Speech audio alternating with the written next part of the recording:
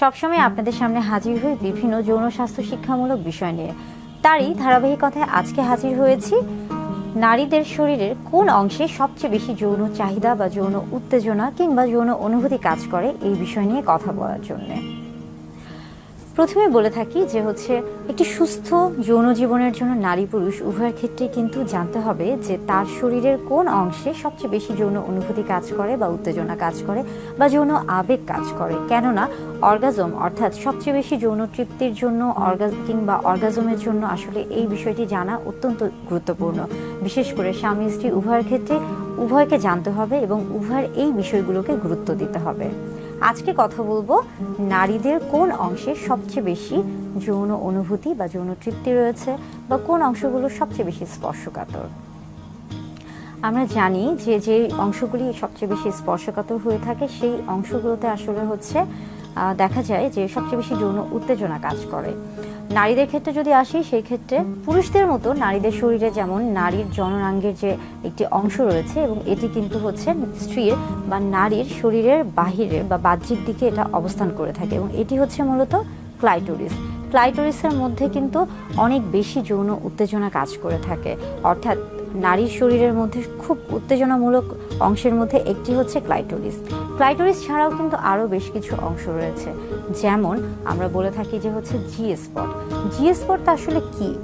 জি স্পটটা হলো মূলত আমরা যদি বাহির থেকে চিন্তা করে থাকি নারীর যে জননাঙ্গ রয়েছে তাহলে বাহিরে অর্থাৎ আমরা বলে থাকি যে ভালভা এবং ভ্যাজাইনার যে বাহিরের যে অংশ রয়েছে সেখান থেকে যদি 1 ইঞ্চি বা 2 থেকে 2.5 সেন্টিমিটারের মতো ভিতরে প্রবেশ করানো হয়ে থাকে তাহলে যে জায়গাটি রয়েছে সেটাকে কিন্তু জি স্পট বলা হয়ে থাকে এবং এই অংশে কিন্তু অনেক বেশি যৌন উত্তেজনা কাজ করে।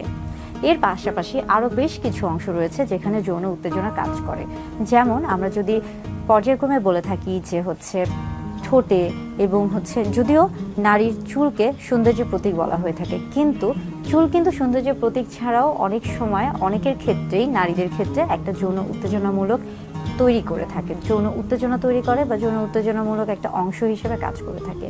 এবং পাশাপাশি দেখা যাচ্ছে যে অনেক নারীর ক্ষেত্রে আমরা বলে থাকি যে গলা বা ঘাড় বা পিঠের যে ত্বকের যে অংশগুলো রয়েছে কিংবা বুক কিংবা কোমর বা কোমরের নিচে বা দুই পাশে এই যে অংশগুলো রয়েছে এই প্রত্যেকটা অংশই কিন্তু অনেক বেশি স্পর্শকাতর, অর্থাৎ নারীর শরীরের বিভিন্ন অংশই স্পর্শকাতর বা বিভিন্ন অংশতেই কিন্তু যৌন উত্তেজনা তৈরি হয়ে থাকে বা যৌন উত্তেজনামূলক অংশ হিসেবে কাজ করে থাকে। তবে এক একজনের শরীরে আসলে সবচেয়ে বেশি কোনটি যৌন উত্তেজনা হিসেবে কাজ করবে বা সবচেয়ে বেশি যৌন উত্তেজক হিসেবে কাজ করবে বা সবচেয়ে বেশি স্পর্শকাতর, এটা আসলে নির্ভর করছে ব্যক্তি স্বাধীনতা বা ব্যক্তির উপর। এটা সম্পূর্ণই ব্যক্তির উপর নির্ভর করছে।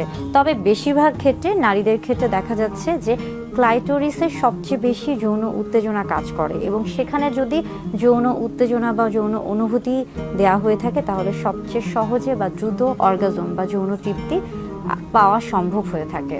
অর্থাৎ বিভিন্ন জায়গাতেই শরীরের বিভিন্ন জায়গাতেই স্পর্শকাতর অংশ রয়েছে এবং প্রত্যেকটি অংশই যৌন উত্তেজনামূলক সহায়ক হিসেবে কাজ করে থাকছে, তবে কারো ক্ষেত্রে কোনোটা বেশি কারো ক্ষেত্রে কোনোটা কম।